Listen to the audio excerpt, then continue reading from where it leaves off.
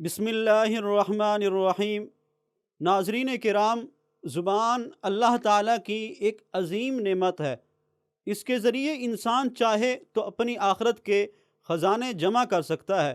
اور اگر چاہے تو اپنی آخرت برباد بھی کر سکتا ہے۔ اسلام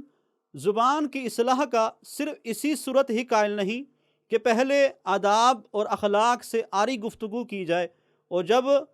عداوت اور دشمنی کے شعلے بھڑکنے لگیں تو پھر آگے بڑھ کر اس آگ کو بجھانے کی کامیاب یا ناکام کوشش کی جائے، بلکہ اسلام اس سے بڑھ کر کہیں زیادہ اس گفتگو، اس کلام اور اس بات سے منع کرتا ہے جو ان تمام عداوتوں اور لڑائی جھگڑوں کا سب سے بڑا سبب ہوتی ہے۔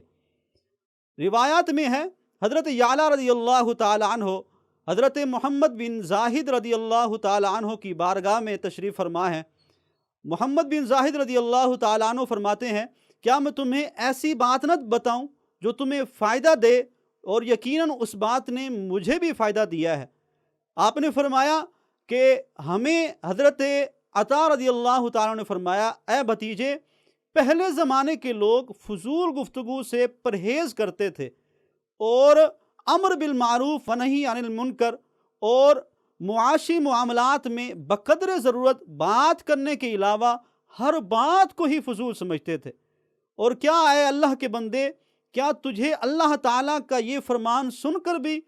یہ خیال نہیں آتا کہ میں اپنی گفتگو میں صرف اور صرف دینی معاملات کو ہی سامنے رکھوں؟ اللہ نے قرآن میں فرمایا ہے، وَإِنَّ عَلَيْكُمْ لَحَافِظِينَ كِرَامًا كَاتِبِينَ، بے شک تمہارے اوپر محافظ نگہبان ہیں، فرشتے ہیں، مقرر اور معزز وہ فرشتے ہیں، اور وہ حرف بحرف لکھنے والے ہیں، عن الیمین وعن الشمال قعید، جو ایک دائیں طرف ہے اور دوسرا بائیں طرف بیٹھا ہے۔ ما یلفظ من قول الا لدیہ رقیب عتید، زبان کوئی بھی بات منہ سے نکالتی ہی ہے کہ محافظ نگہبان فرشتہ اسے لکھنے کے لیے تیار ہو جاتا ہے۔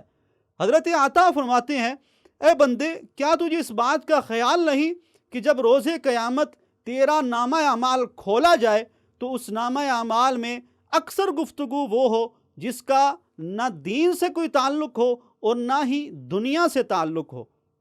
حضرت ابو سعید خدری رضی اللہ تعالیٰ عنہ فرماتے ہیں کہ ہمیں رسول کریم صلی اللہ علیہ وسلم نے فرمایا کہ جب انسان صبح اٹھتا ہے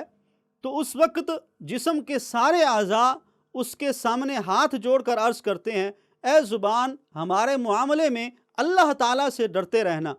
اس لیے کہ بے شک ہمارا تیرے ساتھ تعلق ہے،